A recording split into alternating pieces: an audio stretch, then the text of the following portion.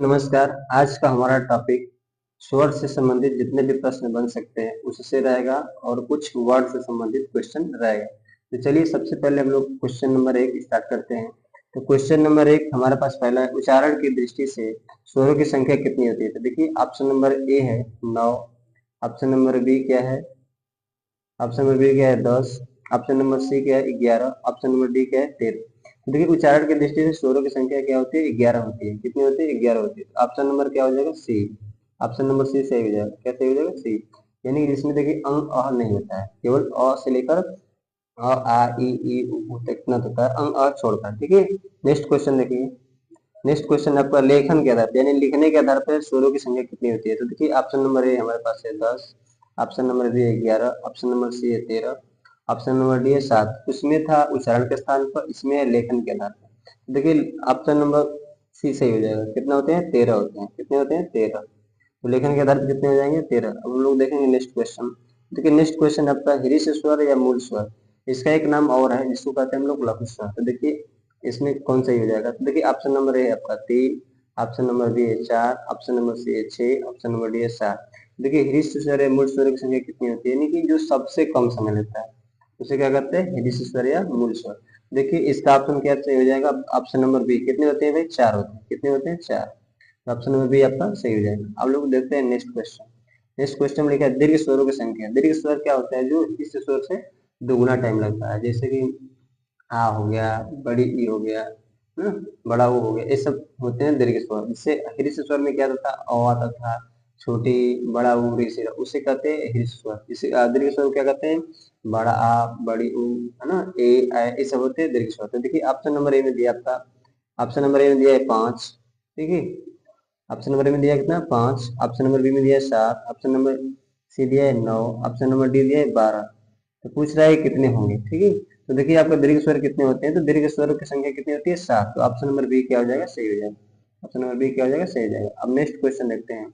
Next question हमारा है संयुक्त स्वरों की संख्या कितनी हो जाएगी? संयुक्त स्वरों की संख्या कितनी हो जाएगी? तो देखिए संयुक्त स्वर का मतलब क्या होता है कि जो दो यानी कि दो वर्णों से मिलकर क्या होता है? बना होता है। जो एक से अधिक वर्णों से मिलकर बना होता है वो क्या होता है? संयुक्त स्वर होता है। देखिए ऑप्शन हमारे पास, ऑप्शन नंबर ए है 2, ऑप्शन नंबर बी है 3, ऑप्शन नंबर सी है 4, ऑप्शन नंबर डी है 5। देखिए संयुक्त स्वरों की संख्या कितनी होती है? तो भाई 4 होती है। ऑप्शन नंबर सी सही हो जाएगा। क्या हो जाएगा? सही है। अब देखिए 4 कौन कौन होते हैं? तो देखिए ए होता है आपका ए। कौन कौन होता है? ए, आई वाला ए, आई। ठीक है। उसके बाद होता है आपका ओ, और क्या होता है? आओ। ठीक है। ये होता है आपका संयुक्त स्वर, यानी कि ये किसी न किसी वर्ड से मिलकर ही बना होगा। ठीक है। अब नेक्स्ट क्वेश्चन देखते हैं। नेक्स्ट क्वेश्चन है आपका स्वर के प्रकार। तो देखिए स्वर के प्रकार कितने होते हैं? ऑप्शन नंबर ए आपका 2, ऑप्शन नंबर बी आपका 3, ऑप्शन नंबर सी आपका 4, ऑप्शन नंबर डी आपका 5। देखिए स्वर के प्रकार कितने होते हैं? देखिए स्वर 3 प्रकार के होते हैं। ठीक है। तो कौन कौन सा होता है आपका? देखिए ऑप्शन नंबर बी सही हो जाएगा। तो कौन कौन होते हैं? देखिए भाई हृस्व स्वर होते हैं, ठीक है, और दीर्घ स्वर होते हैं और प्लुस स्वर होते हैं। ठीक है। 3 ही माना जाता है। जिससे अलग अलग देखिए मुख के आधार पे अलग हो जाएंगे, मात्रा के आधार पे अलग हो जाएंगे, जीभ के आधार पे अलग हो जाएंगे। लेकिन आपको इसमें ध्यान रखना है कि 3 ही होंगे। कौन कौन? हृस्व स्वर, दीर्घ स्वर और प्लुस स्वर। तो ऑप्शन नंबर बी क्या हो जाएगा आपका? सही हो जाएगा। ऑप्शन नंबर बी क्या हो जाएगा? सही हो जाएगा। ठीक है। ऑप्शन नंबर बी सही माना जाएगा। अब नेक्स्ट क्वेश्चन देखते हैं। नेक्स्ट क्वेश्चन है 7वां आपका, उच्चारण की दृष्टि से राम शब्द किस श्रेणी में आता है? ठीक है। देखिए ऑप्शन आपके पास दिया है दीर्घ स्वर। ठीक है। आपको बताया जिसमें बड़ा एक मात्रा होता है, और ह्रस्व स्वर आपको बताया गया जिसमें छोटा मात्रा होता है। अब प्लुस स्वर क्या होता है इसको समझ लेते हैं। ठीक है। प्लुस स्वर, देखिए प्लुस आंसर इसका क्या हो जाएगा? प्लुस स्वर होता है। अब देखिए प्लुस स्वर क्या होता है? जिस स्वर से जिसमें 3 गुना टाइम लगता है जैसे बोलने में, उसे क्या कहते हैं? प्लुस स्वर कहते हैं। तो इसमें कौन सा किस श्रेणी में आएगा भाई? तो प्लुस स्वर में आएगा। किसमें आएगा? प्लुस स्वर में आएगा। ठीक है। जैसे मान लीजिए जब याद रखना आपको इस तरह का होगा तो रहेगा प्लुस स्वर, या फिर आपको यहाँ पे 3 जैसा लिखा रहेगा इस तरह, 3 हिंदी में 3 होता है ना, उसके आकार का रहेगा तो समझिएगा कि ये प्लुस स्वर है। ठीक है। नेक्स्ट क्वेश्चन देखते हैं। नेक्स्ट क्वेश्चन है आपका मूल ध्वनियों से मिलकर बनी सार्थक ध्वनि को क्या कहते हैं? पहला ऑप्शन है आपका वाक्य कहते हैं, शब्द कहते हैं, अनुच्छेद कहते हैं, और इनमें से कोई नहीं कहते। तो देखिए मूल ध्वनियों से मिलकर बने सार्थक शब्द को क्या कहते हैं भाई? तो ध्यान दीजिए कि इसको कहते हैं हम लोग शब्द कहते हैं। क्या कहते हैं? शब्द कहते हैं। ठीक है। ऑप्शन नंबर बी क्या हो जाएगा आपका? सही हो जाएगा। ऑप्शन नंबर बी सही हो जाएगा। ठीक है। इसमें कोई ज्यादा दिक्कत है नहीं। ध्वनि क्या होता है? देखिए ध्वनि का मतलब होता है जिस तरह अगर हम कोई, जैसे मान लीजिए क का उच्चारण कर दिए, उसको भी हम लिखे नहीं है ना, तो वहाँ पे क्या होता है, वो ध्वनि होता है। अगर उसी को लिख देते तो वो वर्ड हो जाता है। ठीक है, अगला देखेंगे नेक्स्ट क्वेश्चन। नेक्स्ट क्वेश्चन आपका 9वां है, भाषा की मूल इकाई क्या होती है। ठीक है, ऑप्शन नंबर ए दिया है, देखिए वाक्य होती है, भाव होता है, शब्द होता है, ध्वनि होती है।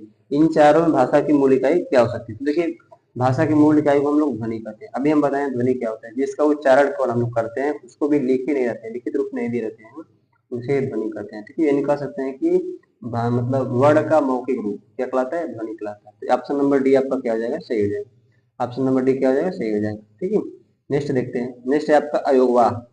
देखिए अयोगवाह क्या होता है, तो देखिए अयोगवाह वर्ड की संख्या कितनी होती है, तो ये तो सबको मालूम हो जाएगा कि 2 होता है। कितना होता है भाई, 2 होता है। कौन कौन होता है, अंग अह।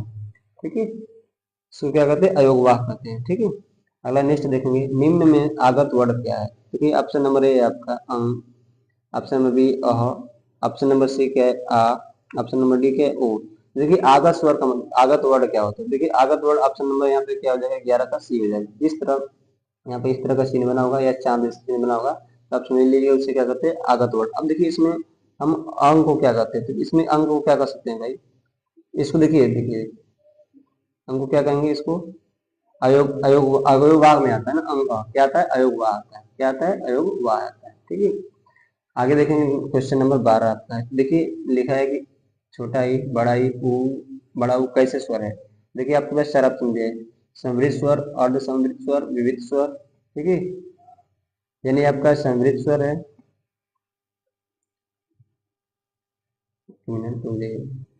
दूसरा है आपका अर्ध समृद्ध, विविध स्वर, और इनमें से कोई नहीं। तो देखिए आपका ऑप्शन नंबर 12 में क्या सही हो जाएगा, तो ऑप्शन नंबर ए सही हो जाएगा। आपका समृद्ध स्वर होता है, क्या होता है, समृद्ध स्वर होता है। ऑप्शन नंबर ए सही हो जाएगा आपका। ठीक है, नेक्स्ट क्वेश्चन देखते हैं आपका क्वेश्चन नंबर 13, बांस सिटी क्या है, यानी अल्पप्राण है, महाप्राण है। ठीक है, अब देखिए थोड़ा सा हम आपको बता देते हैं अल्पप्राण, महाप्राण, अनुनासिक क्या होता है। ठीक है, देखिए सबसे पहले हम लोग देखेंगे अल्पप्राण क्या होता है। तो अल्पप्राण का मतलब क्या होता है कि अल्पप्राण जैसे पहला, तीसरा, पांचवा अक्षर, जैसे क हो गया, ग हो गया, अंग हो गया, ये आपको जो पांचवा अक्षर होता है ना, उसे कहते हैं अल्पप्राण। महाप्राण क्या होता है, जो दूसरा अक्षर होता है, यानी ख और ग, इसको कहते हैं महाप्राण। ठीक है, अनुनासिक को अभी आप लोग समझे होंगे, अनुनासिक क्या होता है। ठीक है, जैसे कि अंग, अब विसर्ग क्या होता है, मतलब अह, इसे क्या करते हैं। इसका आंसर क्या सही हो जाएगा, बांस चींटी है, अल्पप्राण है।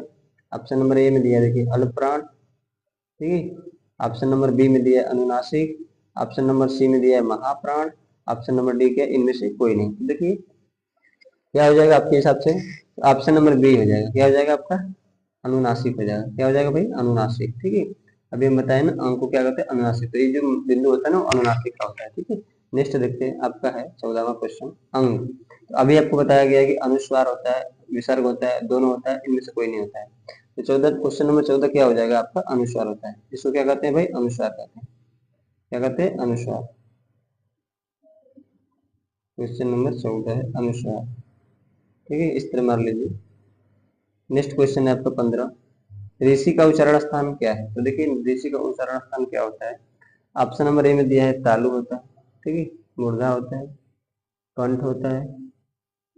ठीक है, तालु हो गया, मूर्धा हो गया, कंठ हो गया, ओष्ठ हो गया। देखिए कंठ का उच्चारण क ख ग से स्टार्ट होता है। ठीक है, क वर्ण का जो क वर्ण होता है वो कंठ से होता है, और तालु का उच्चारण किससे होता है, च वर्ग का होता है।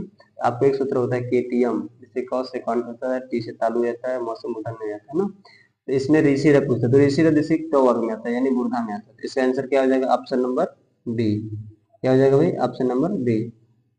ठीक है, इसका हम एक वीडियो बनाए हैं, अगर आप लोग जाएंगे प्ले लिस्ट में बना है वीडियो, उसको जाकर देख लीजिए, तो मालूम चल जाएगा कि स्वर व्यंजन का उच्चारण स्थान क्या है। ठीक है, नेक्स्ट क्वेश्चन देखते हैं। नेक्स्ट क्वेश्चन हमारा क्वेश्चन नंबर 16, घ का उच्चारण स्थान क्या होगा। देखिए घ किस वर्ग में आता है, तो देखिए घ आता है आपका क वर्ग में आता है। ठीक है, तो इसमें पहले हम लोग देख लेते हैं, मूर्धा से आएगा।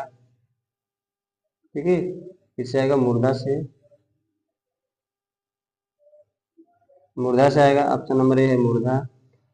ठीक है, ऑप्शन नंबर बी है कंठ, ऑप्शन नंबर सी है तालु, और डी है दंत। देखिए क से होता है क ख ग, क वर्ग में यानी क, इसका आंसर क्या हो जाएगा, क हो जाएगा, मतलब बी हो जाएगा, यानी ऑप्शन नंबर बी। क्या हो जाएगा, कंठ से, यानी क ख ग घ। ठीक है, ये सब आता है कंठ से आता है। मूर्धा का मतलब क्या आता है भाई, च च वर्ग आता है, च छ ज झ। ठीक है। मूर्धा के मूर्धा सॉरी, तालु का आता है चौ छौ ढ, मूर्धा का आता है टौ ठौ डौ वर, ठीक है। दंड का आता है मतलब तौ थौ द वर, ठीक है। तो इस तरह आपका 16 क्वेश्चन थे। अगर आपको अच्छा लगेगा तो मैं और क्वेश्चन आपको प्रोवाइड करने की कोशिश करूंगा, ठीक है। Thanks for watching.